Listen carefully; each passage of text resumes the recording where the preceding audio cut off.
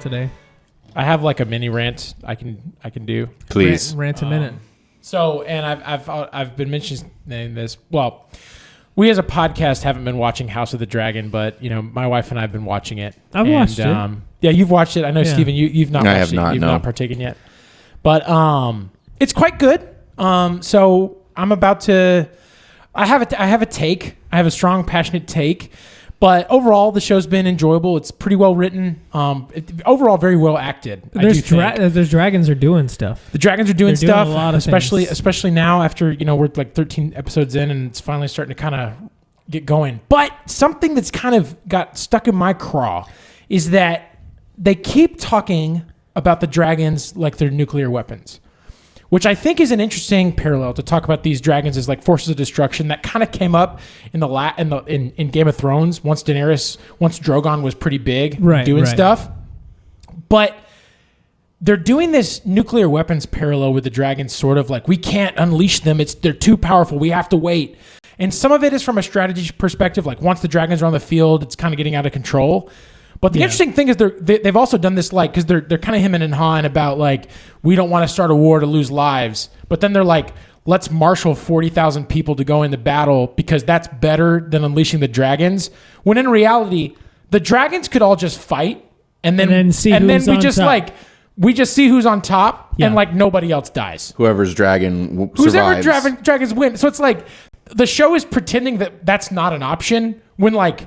I know that would be kind of tournament-esque and kind of strange, but like also the dragons show up in like our burning whole armies. Like we don't have to do that. Yeah, the dragons could just fight because it's like we can't shoot nukes at other nukes. Like they don't meet in the air, but dragons do. Right. Dragons do, and I'm just like, I mean, you could probably shoot a nuke at another. Maybe you could. So, question from somebody who hasn't watched it yet is. Are they literally not addressing this at all, or have they gone into some sort? Is there some sort of like gentleman's agreement among dragon riding knights that you don't just go dragon versus dragon? No, they're not addressing it, and they're really not addressing it at all. The dragons always end up facing the other dragon because it's like the dragons do, but instead of it being like the dragons just meeting up, it's always not always. It's only happened I guess one time now, but like they're fighting in another battle, and then the dragon's there, and now they're fighting, but they've burned a bunch of people. But it's funny to me that it's like, we don't want to risk lives in this brutal war. So, but like because of that, we can't unleash the dragons. But like, you don't have to go burn cities. You can just go fight the other dragons. And burning cities is like you don't have to do that. You can actually do that. But no, we need to save lives. So let's marshal 40,000 soldiers to go like rape and pillage across the countryside. It's like, what are we doing here? Well, okay, so then maybe another perspective. Are they trying to make a statement then about the value that the ruling class puts on peasant lives? I don't. See, that's the part of it that's disappointing because that seems like the obvious take that I will not sacrifice one of my dragons. Yes. I will happily sacrifice tens of thousands of human lives. They're sort of doing that and not doing that. They're sort of doing the dragons are important and we can't risk them thing. Which from a strategy perspective, I also I understand. Yeah, but none of them are smart like that. It's definitely I know. Petty squabbling. It's a lot of petty squabbling, which makes more sense why they would be. I mean, if he doesn't like him, then why don't y'all just fight and we can all just eat our beans and rice every day? And maybe I'm misunderstanding it, but I feel like the show is especially positioning Rhaenyra, which is one of the queens or whatever.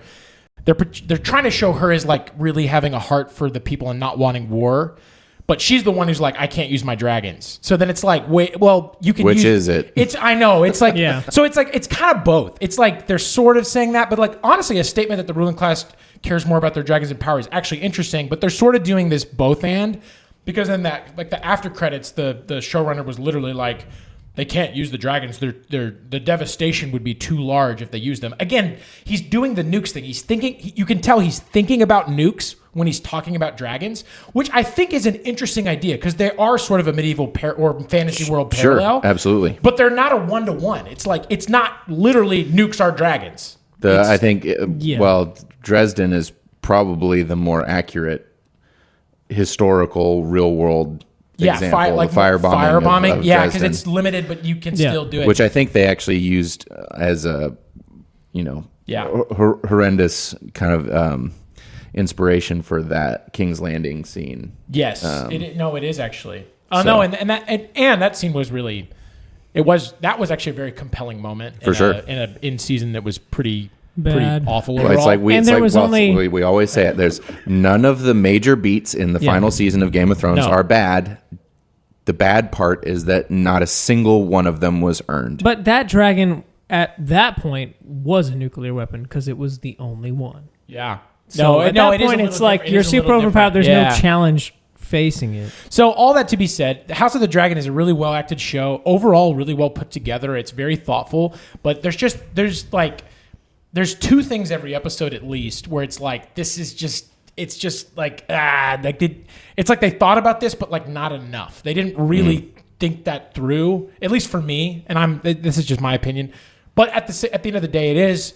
I think it's a valuable entry into sort of the fantasy kind of oeuvre going on right now because it's really well acted and overall the sets are done well and overall it's crafted. So I think at least at this point, I actually think it's kind of doing the reverse Game of Thrones. Right now it's probably about season 5 quality, but a little better. Interesting. Which season 5 was a little up and down. Mm-hmm. Yeah. But I do think it's getting better.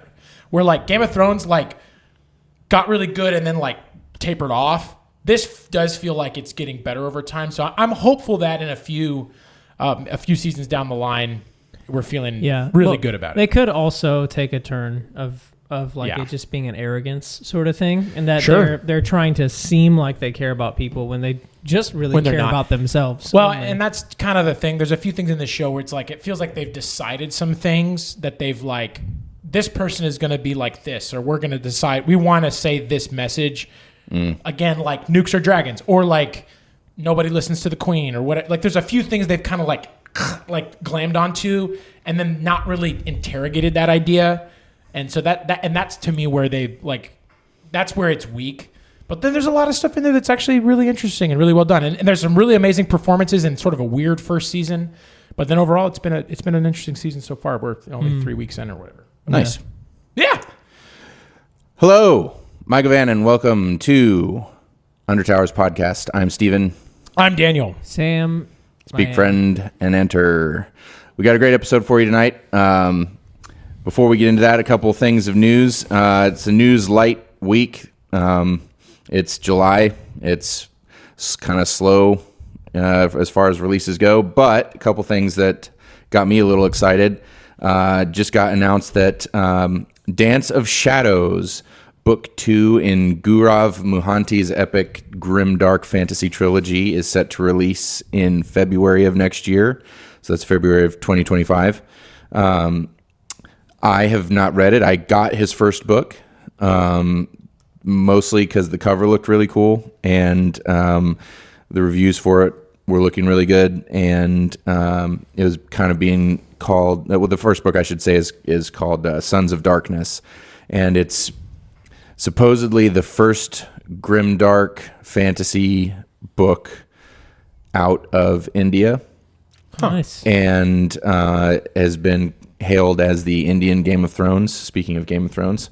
Interesting. And it is I hope I pronounced this correctly, but it's a fantasy retelling of the Mahabharata, ancient Indian epic poem. I think that's right, yeah.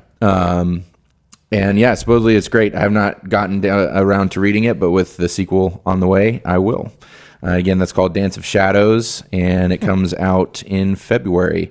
And then the only other piece of news I got for us tonight, literally about an hour before we started recording, the first trailer dropped for Agatha All Along, the new series from Marvel that looks to be a pretty direct sequel to WandaVision, which actually I think was the last Marvel thing that I have watched.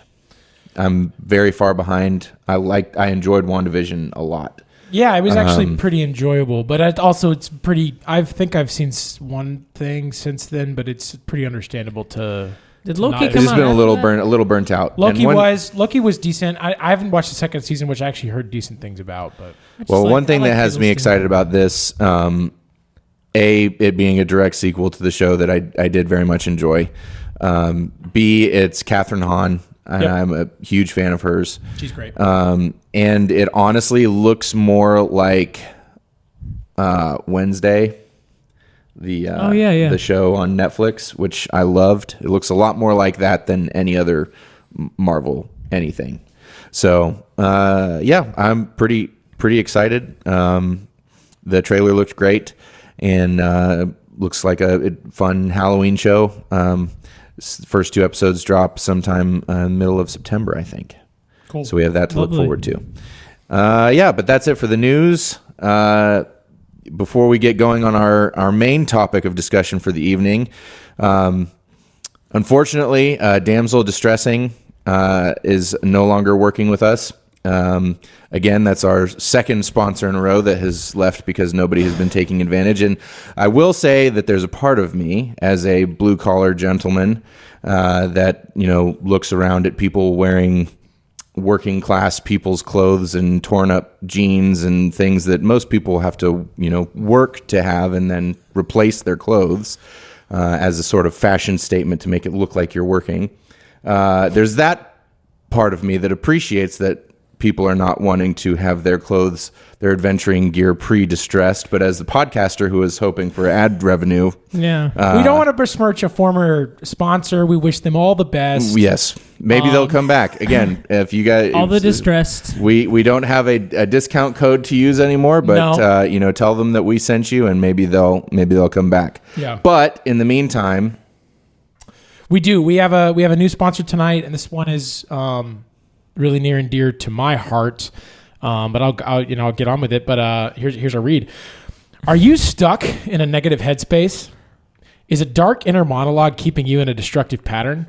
Keep thinking you are at the very end of your rope? Then you may need support from multi-POV therapy.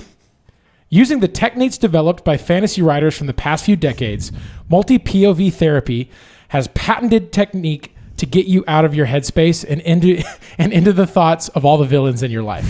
Will it help? We aren't sure, but at least it's a change. And sometimes that's all it takes. Yeah. See all the ways they plot against you from their own eyes. Hearing their thoughts, you can let all their evil scheming be humanized. If that doesn't work, with our state-of-the-art techniques, we can show you the thoughts of the reluctant heroes in your community. People much more successful than you. Much kinder, more clever, and much, much more courageous than you, in the hopes that you can mimic and learn from their experiences. This often doesn't help, but it's worth a shot. A better life is possible. It just might involve someone else's life. Let multi-POV therapy be the light at the end of your tunnel and the beginning of another whole, entirely different, and possibly not better tunnel. When you need... When you need a new point of view, multi-POV therapy is there for you. When you need a new point of view, multi-POV therapy is there for you. Yeah, mental health is so important. It's really important, and it sounds a lot like talk therapy. It does. It's sometimes it's really important to get out of your head, and many books these days, it's written from the viewpoint of both the villain and the hero, and sometimes it's good to get out of that headspace, and for better or worse, it's maybe what people need. So we're really proud to have them on board. Use code Undertowers for 10% off your first session. Yes. All right. So we'll wait until you come sit back down. The one that's, that one that connects in there is the one that's been causing issues. There it is. It was recording. Yeah. All right. So our main topic of discussion for the evening is going to be on world building. Ooh. We are a science fiction fantasy podcast. We are a science fiction fantasy book club. And world building is kind of a cornerstone of those universes. And we kind of touched on it, Daniel. What got me thinking about this subject was when we had our tropes discussion, and you brought up one of the tropes that you loved being the lore dumps, and how that can be a way to showcase the world building in some of these epic stories that we enjoy reading. So tonight we're just going to be discussing world building, what we like, how we like to see the world portrayed and shown to us. I'll kind of start it off. I think the elephant in the room is Tolkien. Sure. And as a writer myself, I think that Tolkien is kind of the unachievable North Star of world building. And what I mean by that is, to try to match his level of world building is an absolutely vain venture. Like, it's just not going to happen, because unless you're willing to spend as much time as he did crafting one world, it's just not going to happen. However, it led to probably the most in-depth and masterfully crafted world and universe in the genre. Yeah. No, I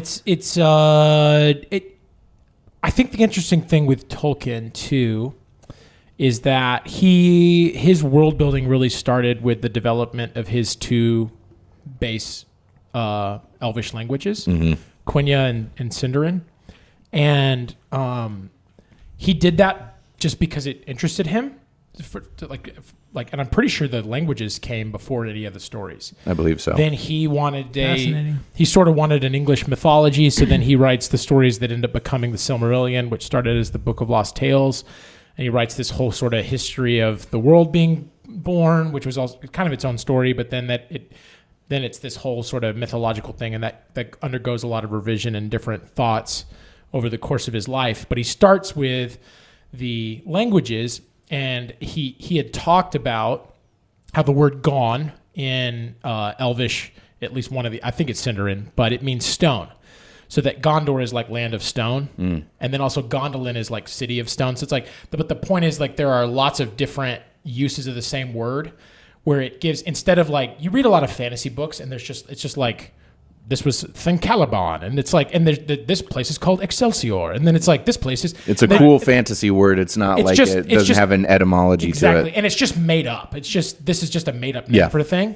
And maybe the author put thought into it, but usually then there's not that. Now, again, not everybody has to make a language, but that's why, honestly, if you're not going to do that, I prefer for an author to tie it into maybe, sometimes they're invented worlds, but I then often like using just English language words as name for things sometimes, and then just like shortening them. Well, and let's be frank, it's not even just you don't have to. It's that almost you're not gonna. Nobody's can. No, like that's a very inventing a language. Truly inventing a language is a very specialized skill that absolutely most of us don't have. Well, and then on top of that, like, he didn't end up just inventing a language. Like, they have he wrote their own. They have their own script. Yes. Like, yeah. And they don't even relate very much to, they're not. It's not English lettering at all. No. So, all that being said, there's a lot of thought. I do think, though, that people, at least in The Hobbit and Lord of the Rings, I do think people think that because there's this old, like, all this mythology with Tolkien, I don't think Tolkien sat down and, like, noted a bunch of, like, he did do lots of overviews of things, and many of them are available to read, but there's not like he went through and did, like, the population of Gondor and these things, and, like, I think he actually invented a lot of that as he was writing it. Oh, for sure, and I think that's probably... Yeah. So I will try to bring a writerly perspective to some of these conversations, not to even, like, how that's very kind of shitty of me to even put myself into the same conversation when we're talking about Tolkien and his process. But I know for myself, world building is my one of, if not my favorite forms of procrastination. And that's kind of the realm that I try to put myself into. Is you have to stop at a certain point of the, like, pre-production world building, and then actually start writing the story, and then you can find certain things like, oh, well, that's cool. Let's let's explore that a little bit more and make that a little bit more grounded in the world. Yeah. So that in reality, even I suppose even Middle Earth people use the iceberg metaphor when it comes to world building, where like you see the tip of the iceberg and then there's so much else underneath the surface that you don't even know about. But it's a more apt metaphor would be to take that one step further and say it's not just an iceberg, it's a hollow iceberg. So it's not only is there the stuff that you don't see beneath the surface, yes, that's there, but it's really only this deep in places. Some places it's really deep, but in other places it's only deep enough, as deep as you need for the story to progress. Tolkien is probably the thickest hollow iceberg in existence, but yeah, I think it's actually, when you read them, it's like the things like he reveals to you develop very naturally, and he will give you like the history of a town as you're coming up, like there's a lot of history about Bree when you arrive at Bree, but it also makes sense for the book we're reading, because the book we're reading is a history of the events of the story, written after the fact. So it's like actually getting this. It makes a lot of sense, which I didn't appreciate, and I loved everything in it when I was younger. I didn't appreciate that when I was little, but like coming to it now, you're like, oh, it's a history. So like getting the history of this town real quick makes sense. Like, and yes, he is just like revealing it to you, but again, like this is Frodo, or it is mostly Frodo, like writing to us like the history of Bree as he's describing Bree, because he thinks it's helpful to know as then he's going to tell you what happened there. And my guess is Tolkien had a good idea of all this stuff, but like and that's the other thing we know with Tolkien, he did write it and then rewrote it several times and then like kind of came back to it. So then every time he came back to it, he fleshed it out a little more and made it real. And then we also know from Tolkien that a lot of the things in his stories were revealed to him like in dreams, or he thought this stuff was like, to say it's like true or something is maybe overstating it, but like it's very interesting, especially the flood of Numenor, which is not a part of the Lord of the Rings, but it's a part of the Silmarillion and later and the. It's a very important part of Middle Earth. Yes, but that was a dream that he had, and it's really interesting. He had this recurring dream in his life of a flood that he then wrote in his story, and after he wrote it, he stopped having the dream. But then I know one of his sons eventually started having the dream at some point too, and then they talked about things, and then his dream went away, which is also very interesting. I know there's also a weird story about his son having these like nightmares of this giant owl, and then Tolkien painted the owl, and then the nightmares went away. It's also kind of just a sidebar there, but it's fascinating. Yeah. But then the owl came off the page and like became flesh. It came out in life. Honestly, that's the craziest thing that ever happened. But it is something interesting there too, like externalizing dreams and fears is like one way to like deal with it. But whatever. But sidebar.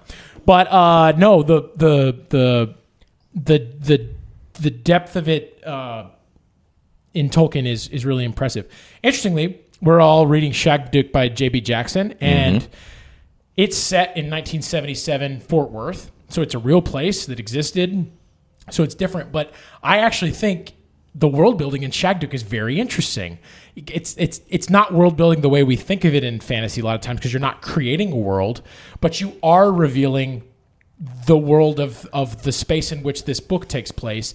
And then there's also an occult element that's also interesting, that is more traditional fantasy world building, that is also revealed to us in like drip feed fashion as he reads more of this grimoire and develops and deals more with this language. But it's really interesting. But also there's really interesting world building of 1977's Fort Worth happening. I was going to say that's actually that's a really good point, that the concept of world building in story is certainly not just relegated to science fiction and fantasy. That's certainly that's our wheelhouse. Yeah. It's a very vital part of that genre because of it not being a real place. Right. But yeah, if you're writing a period piece, or even a modern piece, but you're not putting any effort in describing the world that the character is living in, just assuming that we know what it is because we live in it or are a couple generations removed from it, that's probably going to end up being a fairly flat, certainly at the very least, a very flat world. A very flat earth, if you will. Yeah, nice. Yes, indeed. So the kind of Tolkienian world building, and like you mentioned, Lord of the Rings being a history, Also coming from the time that it was written, a lot of the lore and a lot of the world building is presented, like we discussed a couple weeks ago, in lore dumps, which are very enjoyable to read, in large part because Tolkien himself was such a phenomenal writer. Right. One thing that I wanted to bring up, kind of in contrast to that, is something that I first remember encountering in The Chronicles of the Black Company, one of my favorite books of all time, by Glenn Cook. It is the first true grimdark stories. And I bought the book when I was 18, 19 years old. I was visiting New York and went to the Borders at Lincoln Center when that was a thing, and was just browsing the sci-fi fantasy section, saw the cover of that book, and it looked cool. First page read cool. But I remembered very distinctly reading the first couple chapters of the book and thinking, I have no idea what's going on, but I'm completely hooked, and this might be one of the best things I've ever read. Awesome. And I like, similarly to how Lord of the Rings is a history, and so it makes sense that there's more information readily available at the reader's fingertips. Thank you. Jeez. With Black Company is very explicitly written as the chronicles of this mercenary company. And so even though it's the physical start of the book that we're reading, you're being dropped into the middle / kind of end of a story that has been going on before the book started. And so there isn't really a place where you would put a whole bunch of world building. There's little bits, but you kind of have to pay attention to them or miss them as it goes. And Cook did such an amazing job of kind of sprinkling things throughout the stories to continue to flesh out the world and the rules and the characters without ever really having much of a lore dump. Right. No, and it totally fits the literal format of the thing being written, where it wouldn't be natural for it depends on what it is, but like if they go to a new town, it makes sense for him to then describe this place, unless it's a place that's well known to everyone that would be reading it, and then you basically wouldn't. And then it would be revealed as things just happen. You're like, oh, this is different than I thought. Which is an interesting thing for another book that's like a journal, which Shagduk is, which I'm mentioning again. But like, there's people just mentioned, and then it's like there's no description of them. It's just like Jesse, and you're like, okay, who's Jesse? Because the character already knows. Yeah. Oh wait, a week or two later, it's like, oh, Jesse comes back up, and then you like get a little more detail that time, and it's like at some point Jesse gets more of a description because just that day he felt like describing that person, which is it's funny like the way, but it's nice when it fits the format for the author to. For something where you're writing the journals or the chronicles of a company or the journals of a person, it makes sense to really slowly parse out those details. It's really great when an author can skillfully do that and still manage to do it in a way where it's not like mundane and boring and keeps you invested in the world. Similarly, Book of the New Sun is a great example of that, where we're getting the memoir of Severian after he's ascended the throne of the world, and then he's kind of giving you this backstory. So that story is both full of there's lore dumps because he'll like pontificate at times about things he cares about. Sometimes they're not even lore dumps. They're like weird philosophy, history. Yeah, I was going to say it's very pointed to what he finds interesting and what he thinks that you should know. And then some things he'll like mention something. And sometimes he'll describe it, and sometimes he won't. And then sometimes he'll describe it in a way where, again, he expects you to know what he's talking about, and obviously we don't. So then it's and obviously Gene Wolfe's a master. So, but it's very, very artfully done, so that again, as you read and reread it, more is kind of revealed about what's going on in the book. But there's a lot of synergy between all three of these works in the way they sort of slow drip feed information. And I will say I do love that too. Like I love a lore dump, but also at the same time you can't. Well, and I was actually thinking about this the lore dump thing, and you can't really have a book where that's all you do, except for that sort of is what the Silmarillion is, and I do love it. Yeah, for sure. It doesn't really count as like a book in that way. Yeah, it's It's not really there's not a set story. It's not if you one read set that story. with like, if you read that and never read The Hobbit or Lord of the Rings, it'd just be like, what? Okay, what are we doing? All right. Yeah. I think I would still like it, but I do know what you mean. Without those like, I don't know how you can say that you would still like it. I just want to believe. I mean, sure. It's just like it's such a part of the formative years. Like, No, it's I like, know. how could you It's say, impossible to. You know, I think it would be very difficult to like. I was thinking the other day about because I of course watched Breaking Bad before Better Call Saul, Right. but I was thinking the other day of like, could you like what would the experience be like to watch Better Call Saul before watching Breaking Bad? And I think it would actually be pretty interesting and have a lot of the same like, oh shit, it's that character. Yeah. I think it would probably be pretty similar. It's interesting. So yeah, it just makes me think of like it is slightly different. I think you could watch one of those shows without watching the other one. I don't know if you read Silmarillion. It is a fun thought. It is like sometimes, like the Silmarillion is like a documentary, and then the Fellowship of the Ring is like a TV show or a movie. Yeah, it's like an actual narrative. But Better Call Saul is like also a TV show. Yeah. In its own. Same as The Hobbit and Lord of the Rings. Yeah. It's just tied in. Well, and a lot of the beginning of Better Call Saul, which I've only watched the first few seasons. I have to. I'm very behind. They're its own story. So Yes. like you don't need to know Breaking Bad, but then obviously later on. I mean, they pepper in shots of him working at a Dairy Queen or something. Yeah. But it's very interesting. I'm wondering now, we can throw this out to the audience. Is there a book, has an author ever just written a Silmarillion style book without, like, this is just basically a very, very top-down view history of, like, thousands of years of time? I mean, the Pentateuch, the Genesis. The Bible. Well, sure. I mean, sure. Yeah. It's like Kind of the very first one. Yep, Okay, the fair enough. one we all. Yep, that is that one.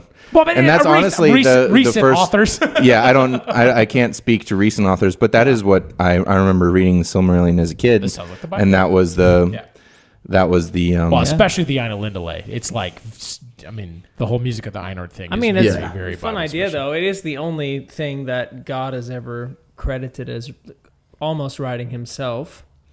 Like Moses on a mountain. It's the only one. Everybody else just wrote stuff after Jesus died. Yeah. It is interesting the way, too, the Silmarillion is sort of this, like, blending of Greek and Roman and Northern myth style of writing with Bible-y writing, which Bible-y is not probably the right way to say that. It's biblical. It's biblically. Biblical. It's pronounced I biblically. think Bible is better. Yeah. Do you guys find that you have a preference? I don't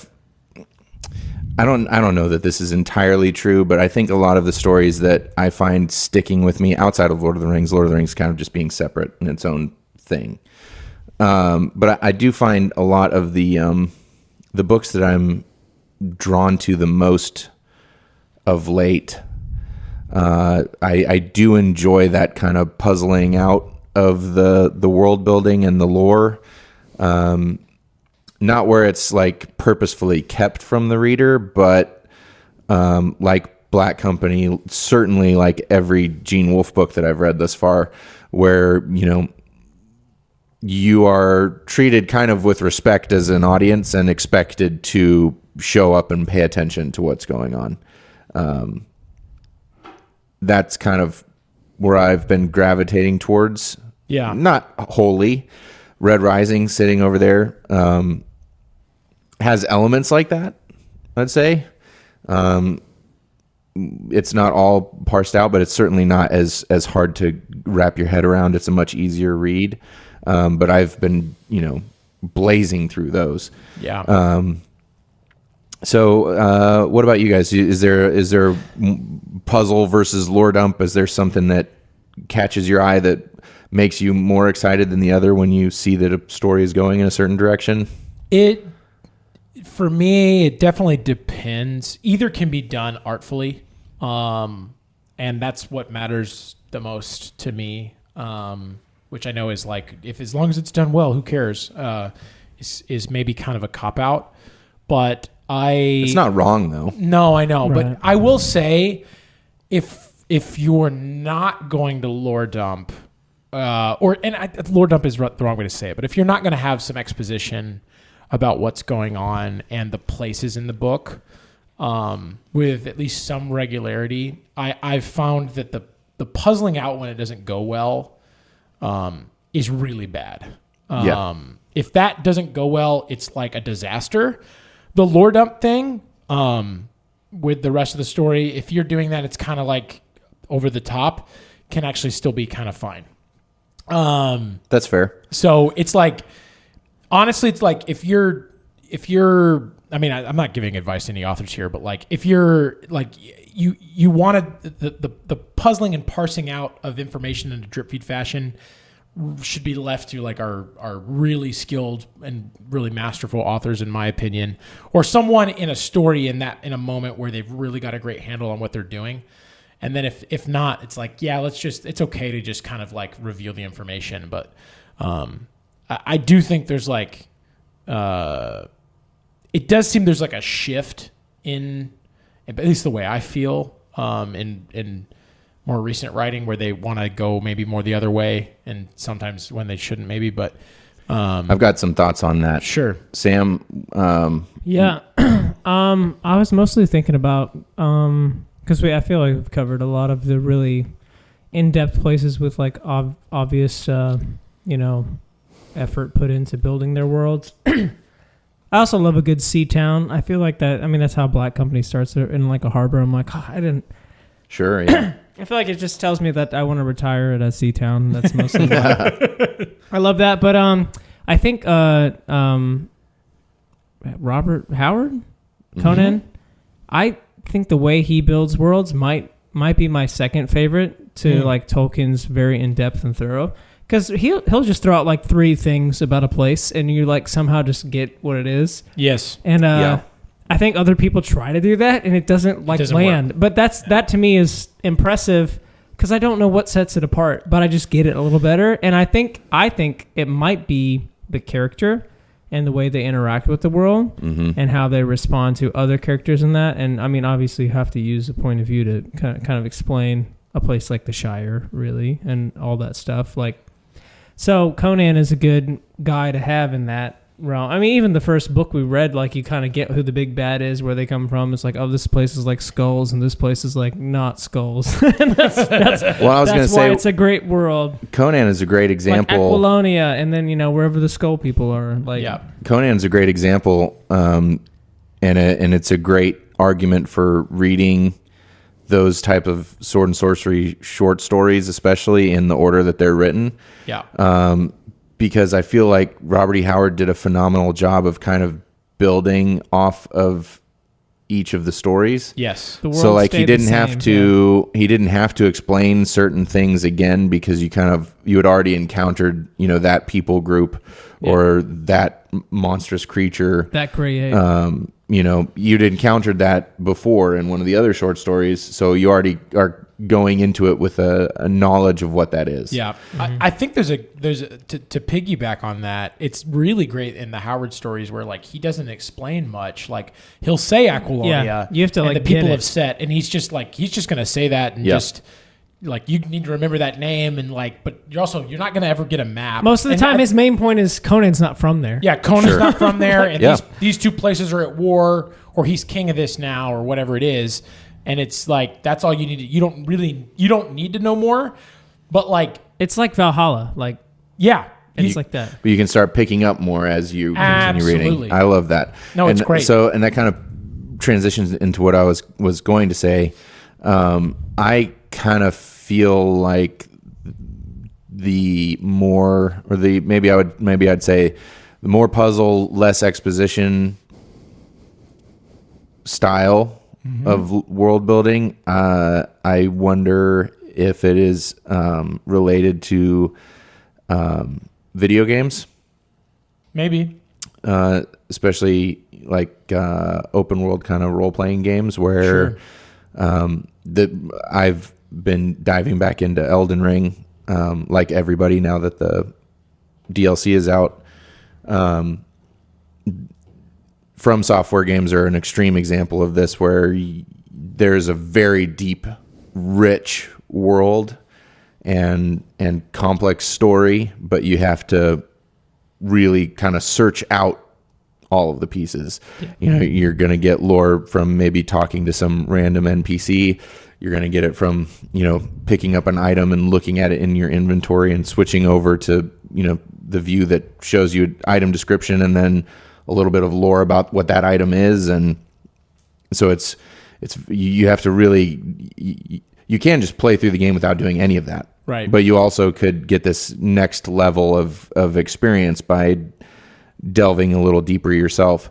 And even games like, Skyrim, there's lore dumps occasionally, but you can also just play around all of them. You could play the whole game and just read the books that people wrote. Yeah, for sure. Yeah. I remember doing that for 30 minutes. I'm like, what am I even doing now? I'm literally reading a book of this guy reading a book in a game. Yeah.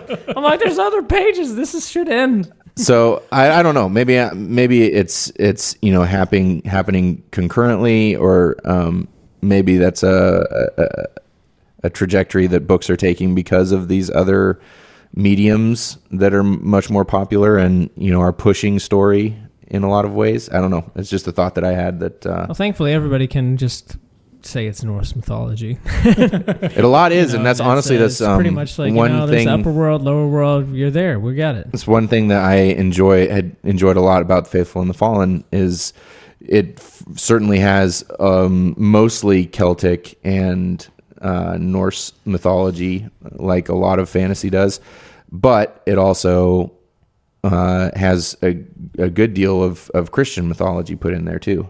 Right. And there's obviously a lot of, like we mentioned, that new trilogy of books from Gaurav Mohanty that's taking Indian mythology, and there's a great rise of books by Asian authors that are setting fantasy in other places than Northern Europe. Kind of close this conversation out. What are some of your guys' favorite ways for world building to be presented?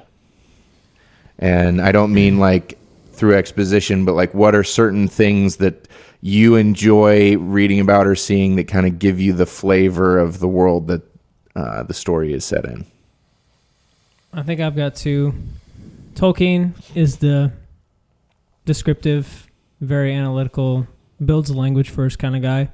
That's my favorite in that sense. And then the other extreme is Gene Wolfe, which he kind of like takes you to a world, says that this is the world, and then kind of just goes on. Yeah. But he only says this is the world in like probably like 10 maybe 10 pages max. Like. But you mentioned with Lord of the Rings, the languages, is that something that gets you going about I think knowing that they're there is what does for me, because it's like you have to catch up with his whole thing, and then Gene Wolfe like has it all in his head, but he's not revealing it anywhere to anyone like ever. He just kind of builds a structure around it. You kind of have to build, like, think about it on your own. And Tolkien just like published all the stuff that he did, or it's written down somewhere kind of thing. What about you, Daniel? Are there any elements that you like that gives you a flavor for the world immediately? It's if I'm not going to mention, because I love all this. We've mentioned a lot of it already, and Sam's examples are two that are really, as far as authors, near the top of my list, or at the very top of my list probably. But I really do enjoy. It's nice when an author can introduce a character. It's like maybe you're in a new town, and they're walking through the town, and it's nice when you get the whole you get a tour guide through the town, and they're walking, and then because then you've got an actual natural reason for them to say well, that's the cathedral, and it's this, and you get the whole thing. I just almost always enjoy those scenes. Sure.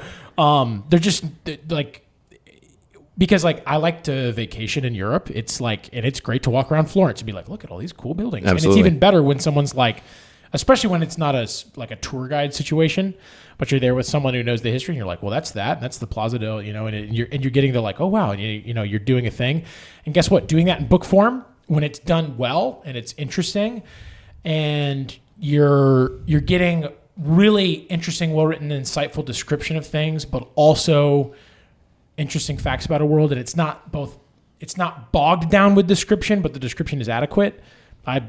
That's something I really enjoy. That's awesome. Yeah, I'll just say in closing, I love a religion in a story that can tell you a lot about the people that are in a certain spot, which then can tell you a lot about the culture. Similarly, I love a magic system that tells you something about the world. Mm-hmm. And then I love a map. I love a map at the beginning of a book. Always great to get a map. Yeah. It's not a knock against a book if I don't see a map at the beginning, for sure, because some of my favorite books don't have maps at the beginning. However, really well drawn. Not even when a character gets a map, when there's literally a map at the beginning of the book. At the beginning of the book. Yeah. I mean, it's cool when a character gets a map too, but especially something like we're going to reference here in a moment, like Thorin's map. Yes, which is in the book. And you see it, and that's very cool. But I just mean specifically, you crack open a new book and there's a beautiful map. Yes. Or series of maps. If there's multiple maps, like, whoa, oh man. It is amazing, because The Hobbit doesn't have a map at the beginning, does it? I mean, I guess it depends on which edition you have. Yeah, we'd have to check. But I'm sure he has a map. These like, for instance, these Tolkien illustrated versions, I want to say it had the map folded up, literally in the front cover. Yeah. I think that's purely based on which edition it is. Yeah, but it is great though when you're reading about the thing and then like, oh, here's a facsimile of the map that they were looking at. It's pretty great. So world building, I'm sure this is a topic that we'll come back to at another point, but. Great discussion as always. And so now we're going to play another game. Woohoo! Instead of with our draft where Elrond summoned heroes throughout the multiverse to come and destroy the ring. We did it. We made it. We did. All of us did. It was a wonderful adventure. Daniel's got a little hairy there for a second, but says the guy with 3 animals in his. A lot less room for a love triangle with 3 animals. Well, in my it depends on the story. But today we're taking a step back in time in the Lord of the Rings universe to the Hobbit, and this time each of us are the 14th member of Thorin's expedition that Gandalf has recruited. Lucky number 14. Lucky number 14. True. And it's the morning of. We've all overslept. The dwarves have left. Gandalf has shown up at our doorstep yelling at us for being late. And we're off. And so today's game discussion is, what 3 items do we grab on our way out the door? And what are the 2 items that Gandalf has to remember for us and bring along with us? And these are all going to be magic / legendary / important items from various sci-fi fantasy books that we've read. Because Bag End has the dopest stuff. Yes. And so, Daniel, okay, why don't you start us off today? Okay. So, I've woken up in a tizzy, and the first thing I'm grabbing is Baldander's energy mace. Because I feel like, and then this is me also being honest about myself, that I feel like if I needed to, I could learn to fight, and but I've only done theater swords play, so like I'm really not. That's not going to be my forte. I'm not going to be like shooting a bow a bunch right off the bat. I cannot believe how similar our things. So then, but I'm going to need to like smash people, and that energy mace is going to really give me a leg up in this in the Lord of the Rings world. Yeah, I'm just going to be blasting goblins to smithereens. And so that's you only have to do that like choice. Once around them, and they'll be like, just don't mess with that. Yeah, exactly. So that's where I'm starting. Next, I'm taking the Claw of the Conciliator with me. Is it who magic? Who knows Is it what not? that does? What does it even do? But hey, we're going with the fact that it's going to bring me back to life basically perpetually because I'm using the interpretation that it actually has powers. Yeah. For the in this, It's like and having it's also a red gonna, priestess with It's maybe you. going to let me reverse time, maybe not. I don't know. Who knows what it does? But I feel like it's going to give me a leg up. If I'm going to have to be riddling with Gollum, maybe it helps me get through that. And that's and it's shiny, right? You can see in the dark. You can places. see in the It's dark like with a little bit. Yeah, there's a little bit of the Galadriel's glass going on there. Sure. Yep. So I think that's going to be helpful. And we're going to assume because in the story, it's not always tied to Severian. There's things that go on without him. I think who says, but I'm going to take that with me. At least it's going to be nice to look at, Yep. At least it's going to be nice to look at. You got to have like a picture from home at night. Yeah. And it is mixed. The story is mixed on whether it's nothing or whether Daniel, it's this is your story though. Okay. So, yeah. I'm taking that with me. Also, maybe I Indiana Jones it for the Arkenstone later. Nice. We're going to do like a switcheroo. I don't know. Maybe they're the same thing. Yeah, true. Next, and this is one I don't think you guys have read this yet, but I'm going to take the Eye of Sanu with me, which is from one of Sky Hermstrom's stories, and one of my favorites that I've read from him. But it is a surgically or magically implanted third eye that will allow me to see both the future and the past. Oh. So while I'm using Baldander's mace, then I can see what's about to happen before me, Jedi style, and I feel confident in my ability to get through a lot of combat. Using this, and it's almost like Fallout, Steven, when you see the percentage outcome. Yeah, sure, yeah. Yeah, it's exactly. your built-in VATS system there. So I feel like this is giving me a leg up, and gonna allow me to get through it. Yeah, that makes you pretty powerful, man. I don't want to go through the process of receiving it, but you know what? I'm gonna take it for this. And then here, hold on. We'll get to Gandalf in a minute. Okay. We'll say Gandalf. So okay. you have left your house. I've now. left my house. You've left your Hobbit hole. A pretty good. It's a good trio of items that you've remembered to grab. Sam. Okay.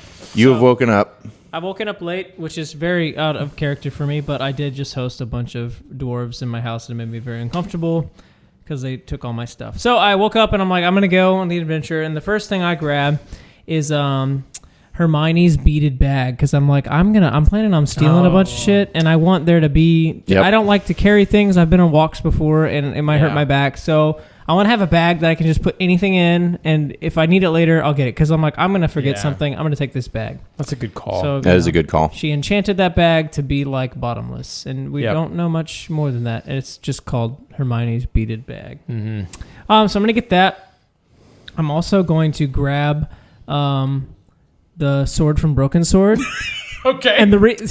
and this is why it's relatively similar because I'm not thinking I'm a good fighter, but I feel like this sword is so ominous. I can just like hold it up and like use it as a flex in front of people, and I guess they'll know. Oh, that's unbeatable. I feel like its reputation. You just have to remember not to draw it unless you're gonna. Well, that's the thing. Use it. I'm just gonna throw it back in that bag, and if I do have to fight, like hopefully a dwarf will like drop something and I can use that. But I don't plan on doing much fighting. Well, when Just sort of orcs being are around or amongst it. goblins, you're okay. You can just pull it out. I'll pull it, you're but like, good. and they'll be like, Yeah. not that. Well, you can blade. just kill the. I mean, who cares about killing goblins? Just go for it. Yeah, well, I mean, maybe it doesn't apply to that, but I thought it was a good flex to bring it, like, because I'm not a fighter. Hey, And love it. I like that. I broke one of our rules, and I'm bringing Sam Gamgee's special salt. I'm bringing a salt because I'm like, this is gonna get hairy. I need to have something like that just instills hope, and that to me, The little salt on your food. the whole point of that is just to have that hope, that taste of home. Yeah, Taste we of home. we were planning to remove. I guess at least it's Lord of the Rings and not a Hobbit. Like it's not the Ring or something. No. It's also salt. Sam's salt. It's Sam's salt. It's harmless. That's all right. It's okay. Sam I mean, comes. slight points against you for including a Lord of the Rings thing, That's but okay. That's okay. that's a we beautiful could call thing. we to could have call it, included. salt from Lot's wife. How about that? There we go. Lot's wife salt. A reminder of once was. Wow. All right, so Sam has made it out of the door.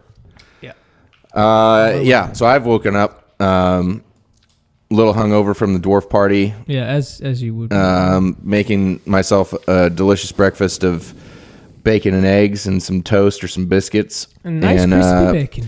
Gandalf comes bursting in, and I'm out the door. So my first thing that I'm grabbing is I'll go with the main weapon here first, as Snagga, the giant axe. double-headed axe of Druss from the Draenei Saga. I am definitely planning on doing some fighting. Yeah. But I'm not going to pretend like a sword is the weapon for me. Sure. An axe definitely is the weapon for me. A lot of Both of us are like, we can't fight. Yeah, I'm just going to have to clobber people. Yeah. I'm just going to have to threaten them. Yeah. No, I love the idea of a big axe in my hand. Also, as far as going on a quest, going camping, hiking, an axe is a phenomenal weapon for that because for trees, it's a tool as well. There's tools that you can unless you're going through like a live tree forest. You want to avoid that. But as far as procuring firewood, building shelters and things, an axe can come in handy there as well. So Snagga is my first thing that I'm grabbing. My second thing that I'm grabbing is Parka's bowstring.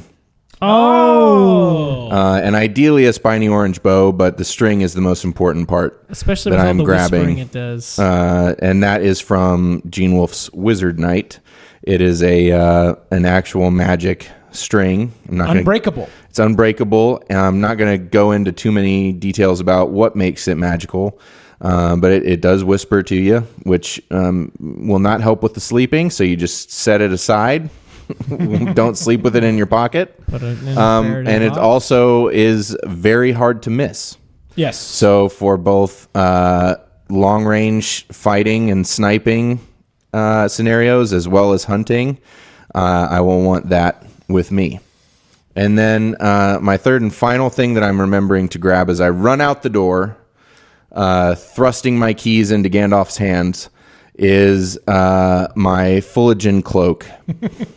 Okay. From Book of the New Sun. Just because also by Gene Wolfe. You have to look like an executioner with and an you can axe travel like in that. the dark. Well, here's the thing. Yes, that's I mean, yes, it is unbelievably badass and intimidating, especially I think with the double-headed axe. Are you going shirtless? Sometimes for sure, because that cloak is going to get very hot. That's true. So for the Fullerton cloak, journey. the Fullerton cloak, what makes it so intimidating and what will make its night use application so good is that it is made of the blackest substance possible. It absorbs 100% of light. If you there's paint that has been made, and I think there have been people that have made essentially Fullerton cloaks out of material that is this same shade of black that has been developed that literally, in real life soaks up something like 99.99% of light. It's unbelievable. It means that there's not even really a shape to it. It's just flat black, and it's awesome, very intimidating, and would be very helpful for sneaking around at night, infiltrating troll camps, or sneaking through goblin scaring tunnels. all the other dwarves as well. And definitely pranking the dwarves, for sure. It's kind of half of They're walking around with all of their, green and yellow and red cloaks, and I will be there in my Fullerton cloak. Yep. It's kind of half of a cloak of invisibility, too, but it's way cooler. It's a cloak of invisibility at night, and then it looks rad during the day. During the day, it looks rad and is extremely warm if we are adventuring during the summer. I love it. So that's what I've managed to remember to grab. So Daniel, you have gotten down the road a little ways. You've met back up with the dwarves. You're on your pony, and you have realized that you've forgotten some stuff. But would you look at that? You're setting up camp, and here comes Gandalf. Yep. Riding up. He's locked up your house, and he managed to think ahead for you, and he has grabbed a couple things for you. So what did Gandalf grab to bring you for your adventure? That old sweetheart, he's run up and he said, "Man, you forgot your gin bottle." Oh, in case you need a genie. In case I need a genie. In case you need 3 wishes later. Thinking mainly the gin bottle from The Witcher? From The Last Witch. From The Last Wish. Oh. Yep. Yeah. So, whenever I'm ready, I can uncork that thing, let the genie out, and I've got 3 wishes.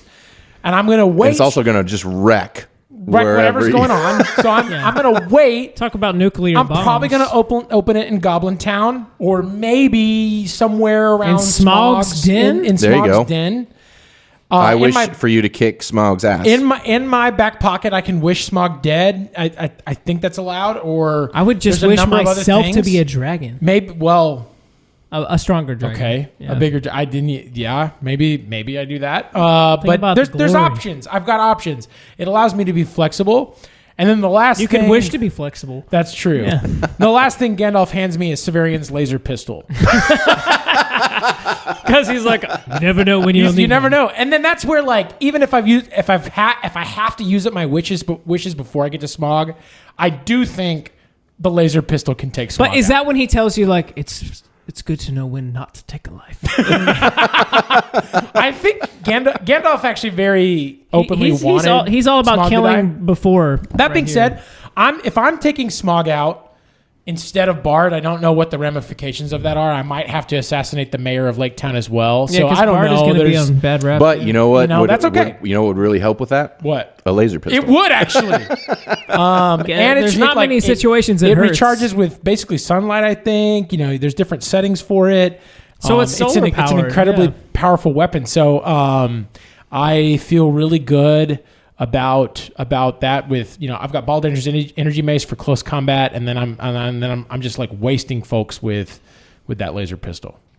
And Daniel's like Man, really Gandalf stacked really for, Gandalf was looking out He for was you. looking Yeah. out for me. Daniel's stacked for all night laser tag. That's for sure. Oh yeah.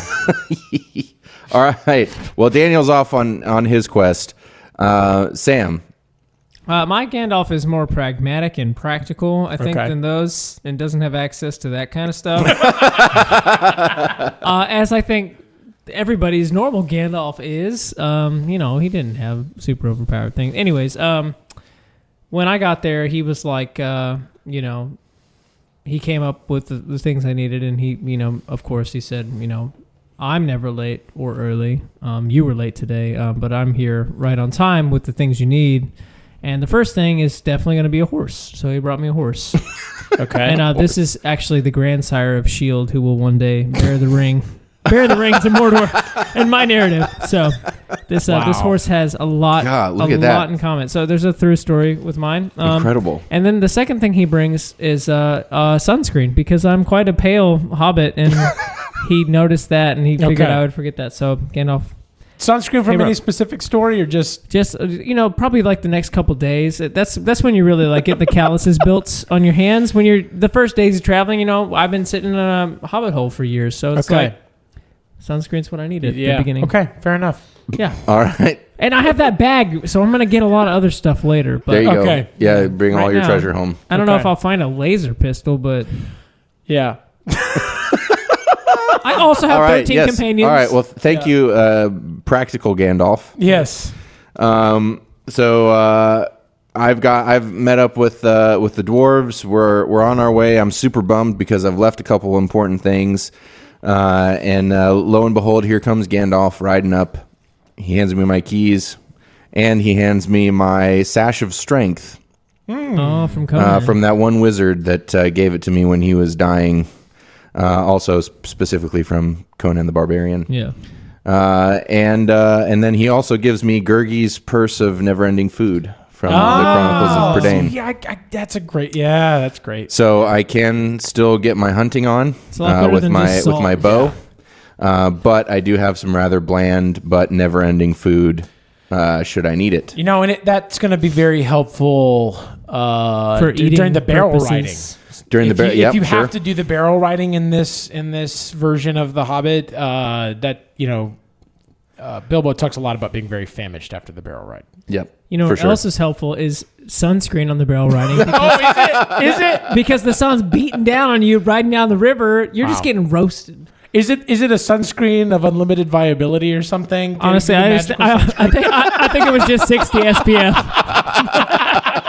He just got the 60 SPF stuff. Okay. Okay. Is it spray or rub on?